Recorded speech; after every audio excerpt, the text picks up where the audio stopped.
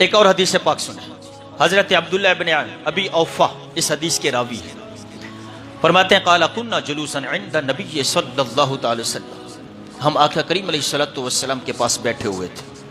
फ़क़ाल, मेरे आका ने इरशाद फरमाया, ला युजालिसुनल यौमा क़ातिउ रहिमिन, आज कोई कता ताल्लुक करने वाला यहाँ ना बैठा हो, उठ जाए यहाँ से। हुजूर फरमा रहे हैं, वहाँ हजरत अब्दुल्लाह इब्न मसूद की बात थी, यहाँ हुजूर फरमा रहे हैं कि जो कता ताल्लुक करने वाला बैठा हुआ है वो उठ जाए यहाँ से। अल्लाह अकबर। फ़क़ाम फ़तम मिनल हलक़ती, एक नौजवान जो है वहाँ से उठा, उस हल्के से, जमात से, मजलिस से उठा और चल दिया। फ़अता खालतन लहू, वो अपनी खाला के पास आया।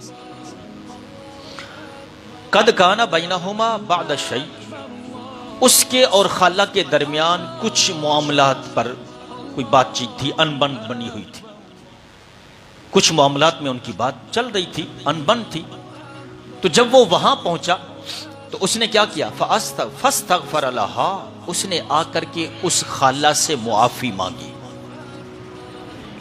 हुजूर ने फरमाया उठ जाए यहां से। वो नौजवान उठ के चला गया। अब जाकर के खाला से, क्योंकि उसकी बात चल रही थी किसी मामले पर, कता ताल्लुक के मामला थे, तो उसने जाके उससे जो है ना वो बख्शिश मांगी, मुआफी मांगी कि खाला मुझे माफ कर दें। उसने मुआफी मांग ली।